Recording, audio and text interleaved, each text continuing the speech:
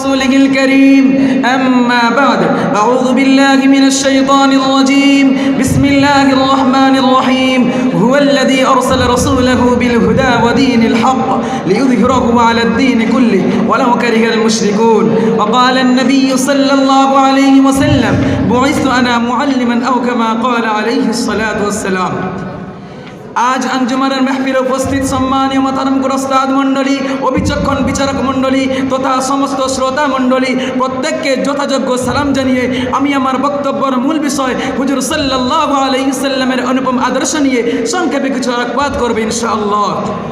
শুধু বন্ধুগণ, এই ধরনের বুকে যখন অবিচার, অনাচার, অত্যাচার, কুসংস্কার, শিরক, বিদআত, ফিতনা, ফাসাদ গোটা পৃথিবীকে চতুর্দিক দিয়ে ঘিরে ফেলেছিল, মানব সমাজ যখন ইনসাফ পেতে, শান্তির সুধা পান করতে চাতক পাখির ন্যায় নয়ন মিল আকাশের দিয়ে চেয়ে থাকতো, বহু অপেক্ষার পরে শান্তির বাতাবরণ তৈরি করতে 12ই রবিউল আউয়াল শুভ হাসা থেকে শুভ বার্তা নিয়ে আবির্ভাব হলেন মা আমিনার লাল হুজুর আকরাম সাল্লাল্লাহু আলাইহি ওয়াসাল্লাম। বন্ধুগণ, বিশ্বনবীকে এমন এক যুগে পাঠানো হলো যে যুগের মানুষ ছিল সিংহের চাইতে হিংস্র, অজগরের চাইতে বিষাক্ত, শিয়ালের চাইতে দ্রুত, কুকুরের চাইতে লোভী, শুকুরের চাইতে নিকৃষ্ট, দ্বন্দ্ব, কলহ, মদ, ব্যভিচার ছিল।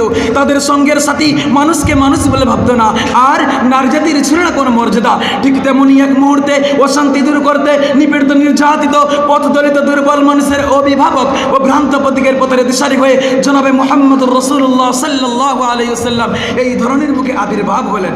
বন্ধুগণ, মাত্র 63 বছর জীবন আদর্শে যা মনোরম আদর্শ থিওরি মানব সমাজকে উপহার দিল, তা হিন্দু, মুসলিম, ইহুদি, খ্রিস্টান, শিখ, পারসি, শিশু, যুবক, কৃষক, রাখাল প্রত্যেকের প্রযোজ্য প্রকৃত আদর্শ যাকে বলে তার নাম হলো হুজুর আকরাম সাল্লাল্লাহু আলাইহি ওয়াসাল্লাম। বন্ধুগণ, এমনকি ইসলামের চিরশত্রুরাও আল আমিন সাদিক না বলে থাকতে পারেননি। তার অনুপম আদর্শের নমুনা মা আমিনা বলেন, প্রিয় মুহাম্মদ আমার পেটে থেকে আমাকে সামান্য আঘাত দেয়নি, আমি যেন কুমারীর মেয়ের মতো সুস্থ ছিলাম। প্রসব বেদনা বলে নারী জাতির মধ্যে কিছু আছে বলে আমি তা অনুভব করতে পারিনি। মা আমিনার পরে মা হালিমা বলেন, প্রিয় মুহাম্মদ কোনোদিন আমার ডান দিকের স্তন পান করেননি, এজন্য শিশু অবস্থাতেও একজন বিচারপতির আসল দখল করেছিলেন। একই অপরূপ নজির যা বিশ্ব ইতিহাসে বিরল। সততা ছিল তার পেশা, আমানতের ছিল তার নেশা, গরিবের ছিলেন দাতা, ধনীর ছিলেন মাতা, দুঃখীর ছিলেন সেবক, পাপীর ছিলেন দিশারি, মিথ্যার ছিলেন শত্রু, কথাবার্তা ছিল নম্র, ব্যবহার ছিল ভদ্র। তাই তো আল্লাহ রাব্বুল আলামিন কোরআনে ঘোষণা করে দিয়েছেন, ইন্নাকা লাআলা খুলুকিন আযীম, আপনি উত্তম চরিত্রবান। তাই তো শেখ সাদি রহমতুল্লাহ আলাইহি বলেন, হাবিবে খোদা আশরাফে আম্বিয়া কে আরশ মজিদ আসবুত মুত্তাকা, অর্থাৎ আল্লাহর হাবিব, নবীদের শ্রেষ্ঠ, যিনি আল্লাহর আরশকে নিজের টেক লাগানোর জায়গা বানিয়েছিলেন। শুধু বন্ধুগণ, পুরুষের আসল পরিচয় দিতে পারে তার স্ত্রী। এবার একটু দেখি হুজুর সাল্লাল্লাহু আলাইহি ওয়াসাল্লামের প্রথম স্ত্রী হযরত খাদিজা রাদিয়াল্লাহু তাআলা আনহার বায়ান। হুজুর সাল্লাল্লাহু আলাইহি ওয়াসাল্লাম যখন হযরত জিবরিল আলাইহিস সালামের সঙ্গে প্রথম সাক্ষাৎ করেন, ভয়ে ভীত হয়ে খাদিজাকে কম্বল চাপাতে বললেন, আর হযরত খাদিজা রাদিয়াল্লাহু তাআলা আনহা হুজুরের প্রশংসা করতে গিয়ে বলেন, ইন্নাকা লাতাসিলুর রহিম, অর্থাৎ আপনি সর্বদা আত্মীয়তার বন্ধন অক্ষুণ্ণ রাখেন। ও তাহমিলুল কাল, আপনি এতিম অসহায়ের ভরণ পোষণ করেন। ও তাকসিবুল মাহদুম, আপনি গরিব দুঃখীদের সহযোগিতা করেন। ও তুঈনু আলা নওয়াইবিল হক, আপনি মুসিবতের সময় সাহায্য প্রাপ্তকারী সাহায্য করেন। বন্ধুগণ, উক্ত হাদিস দ্বারাই দিবালোকের স্পষ্ট হয়ে গেল হুজুর সাল্লাল্লাহু আলাইহি ওয়াসাল্লামের অনুপম আদর্শ। বন্ধুগণ, বিশ্ব নবী ছিলেন একজন ন্যায় নিষ্ঠাবান বিচক্ষণ বিচারক, যার দৃষ্টান্ত হলো একদা এক মহিলা চুরি করলে আল্লাহ রাসূল সাল্লাল্লাহু আলাইহি ওয়াসাল্লাম শরীয়তের বিধান অনুযায়ী হাত কাটার আদেশ দিলেন। সাহাবারা বললেন, ইয়া রাসূলুল্লাহ, ইনি একজন সম্ভ্রান্ত পরিবারের মহিলা, একে মাফ করুন।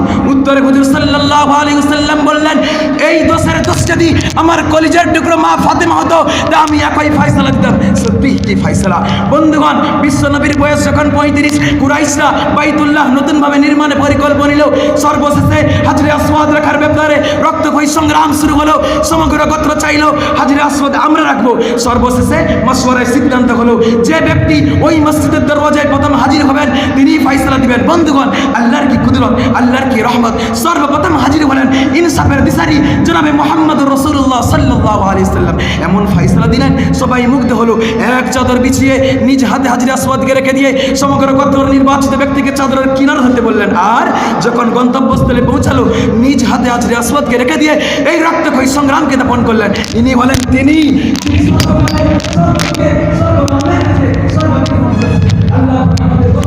তার অনুপম আদর্শবান হওয়ার তৌফিক দান করুন। ওয়া আখির দাওয়ানা আলহামদুলিল্লাহি রাব্বিল আলামিন।